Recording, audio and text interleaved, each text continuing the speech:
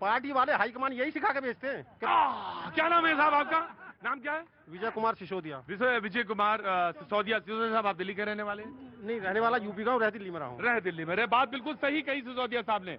एक आदमी बोलने लगता है, दूसरा आदमी कूद के उसके ऊपर आ जाता है और आवाज जो है, बात जो है सुनाई नहीं पड़ती और इससे बहुत दिक्कत होती है। जी जनाब। जी मैं बिलासपुर से आया हूँ। बिलासपुर से, छत्तीसगढ़ से। अब छत्तीसगढ़ वाली बात जो है सिसोदिया साहब सुनिए, वो उधर वाले सिसोदिया साहब से कह रहा हूँ मैं, सुनिए। जी मैं एक आम आदमी जो 80% इस देश के अंदर है, जो अपने घर को बड़ी मुश्किल से चला पाते हैं, उनकी बात रखने आया हूँ एक दो पंक्तियों के माध्यम से कि ऐ माँ तू ही बतला अब घर को कैसे चलाएगी, आज की यह महंगाई हमें भूखे ही सुलवाएगी।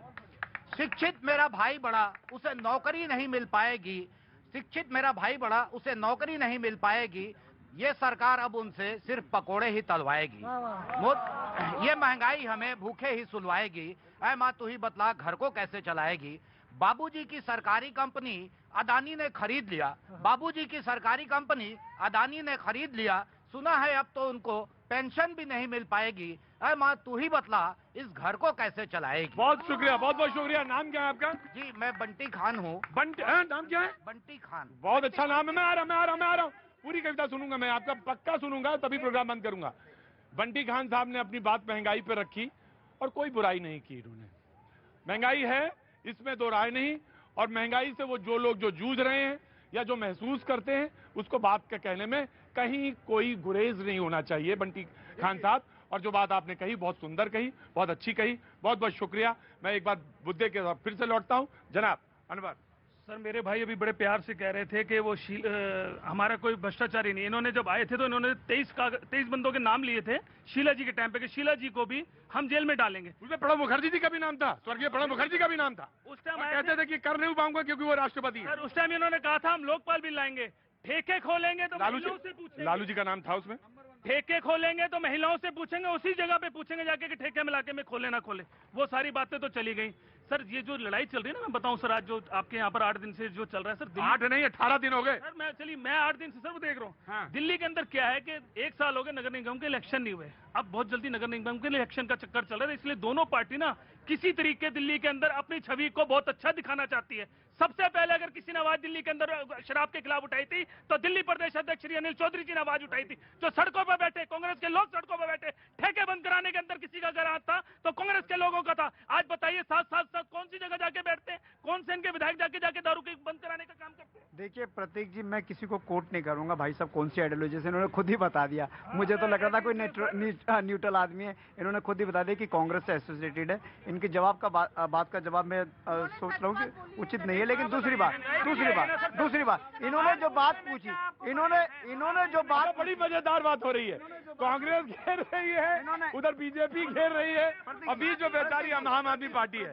जो बात इन्होंने कही कि हमने जांच क्यों नहीं करवाई। दिल्ली सरकार के पास एक इन्वेस्टिगेशन एजेंसी थी जिसका नाम था एंटी करप्शन ब्यूरो। 2015 में हमारी सरकार जब 2013 में आती है 49 डेज वाली, तो उस समय अगर आपको ध्यान होगा अरविंद केजरीवाल जी ने कुछ बड़े लोगों के खिलाफ, जिनमें केंद्र सरकार का एक मंत्री भी था, एक बहुत बड़े उद्योगपति थे, उनके खिलाफ एफआईआर कराई। और जब मोदी जी को लगा कि ये तो भैया सबको जेल कर देंगे, तो एसीबी हमसे लेके मोदी जी ने लेफ्टिनेंट गवर्नर को दे दी। हमारे पास हमारे को इन्वेस्टिगेशन एजेंसी दे दी है, हमें इन्वेस्टिगेशन एजेंसी दे दीजिए। मैं प्रतीक जी मैं आपके चैनल पे वायदा कर रहा हूँ, हमें एसीबी दे दो, हम बीजेपी कांग्रेस के सारे चोरों को। रुकिए आ रहा हूँ ऋतु हमको एसीबी दे दीजिए, यानी एंटी करप्शन ब्यूरो दे दीजिए, हम सब कर देंगे। हमें दिल्ली सरकार में एक बार सरकार दे दीजिए, हमें चुनाव जिता दीजिए, सरकार दी हमें चुनाव जिता दीजिए, हम सब कुछ ठीक कर देंगे। अब सवाल ये है, ना, लेकिन बात ये नहीं कहनी थी मुझे, बात कुछ और कहनी थी अवधेश जी।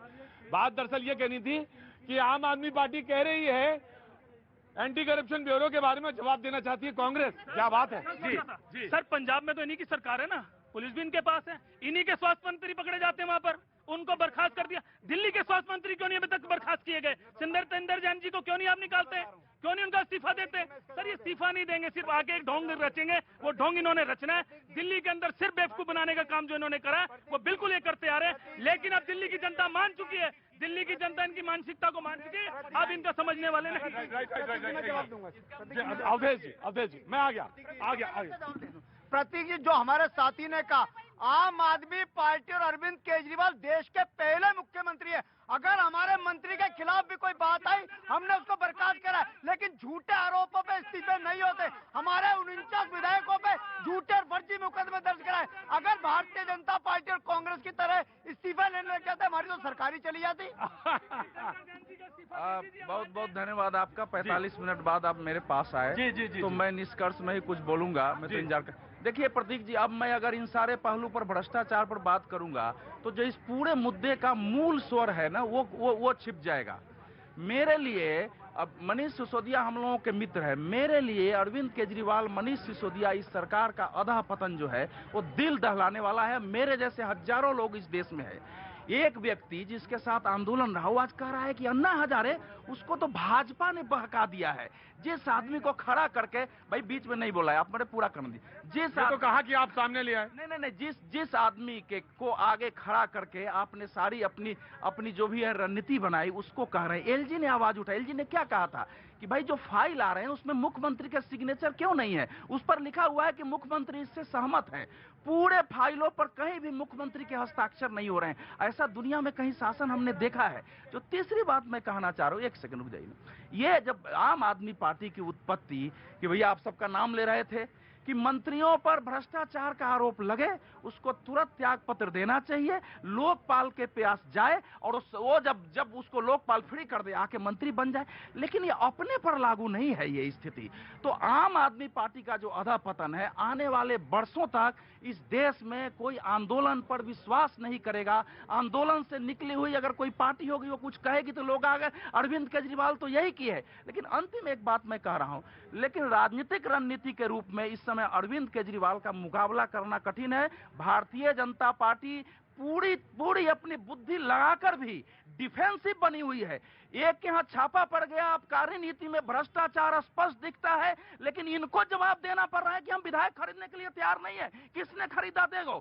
Attack is the best defence जो पॉलिटिक्स का है। वो भले वो एक्टिंग के रूप में हो, अरविंद केजरीवाल ने अपना समझने सीखिए कृष्ण की